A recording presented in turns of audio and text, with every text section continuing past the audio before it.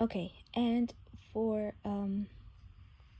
my third literature review that I was able to find, this one is entitled Faith Based Medical Neglect for Providers and Policymakers. So, this literature review talked a lot about how different religion um, can impact whether people seek medical help or not. Um, the literature reviewed mentioned Jehovah Witnesses. So, some groups, like the Jehovah Witnesses, promote inclusive reliance on prayer and ritual for healing nearly all diseases. Um, so, a lot of the times, you know, people who are strong in their beliefs and in their culture uh, will not seek medical attention because they believe, no, God will heal anything and everything that is wrong with a person. Um, hundreds hundreds of thousands of homeschooled children have religious exemptions from immunizations. So a lot of people, or a lot of parents who prefer to homeschool their children, um, prefer not to. So there was like a big, or there was a big issue a couple of years ago where a lot of parents were deciding not to uh, take their children to get vaccinated. Um, and a lot of people were like, oh, but why would you do that? Do you not love your children? That's abuse. But the parents were like, I do love my children, but I just prefer not to get them vaccinated because we don't know what poison or what substance they're putting into my child's body. Um, you I see the point of those parents. I see their distrust.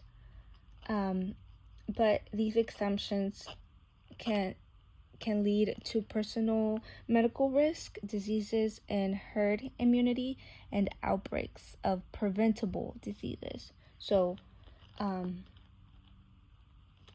even though we have a medicine for like smallpox, a children who hasn't been vaccinated can get can still get contaminated and get that disease. Um, Faith-based rejection of medical care can cost the lives of many children and pose challenges to providers. Um, Many types of child abuse and maltreatment can be justified by some on religious grounds. For example, severe corporal punishment, um, exorcism, forced labor, forced marriage, dangerous diets, conversion therapy, and sexual abuse.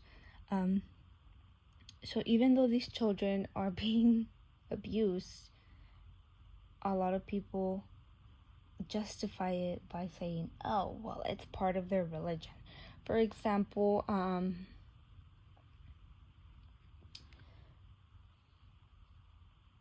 some religions believe that, oh, you have to do fasting, you have to fast while you're praying, 3 times a day. Well, if a child does that for too long, that can cause, dehydration, maltreatment. So yeah, there's a lot of risks when it comes to religion and not providing or not seeking medical help. This article made me think a lot about a famous singer who died back in the 90s. She's very, very popular with the Hispanic community. Her name is Selena. So if you ask any Hispanic, oh, do you know Selena? Do you know who Selena is? I'm pretty sure everybody knows who she is. So she was shot by one of her friends. And it was her friend and her coworker. So she basically died because her religion didn't permit, or her religion didn't allow them to get blood transfusions.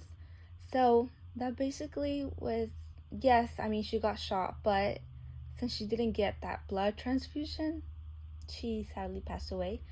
And she was only 23. So she was so, so young. So yeah, when I was reading this article, it made me think back to her.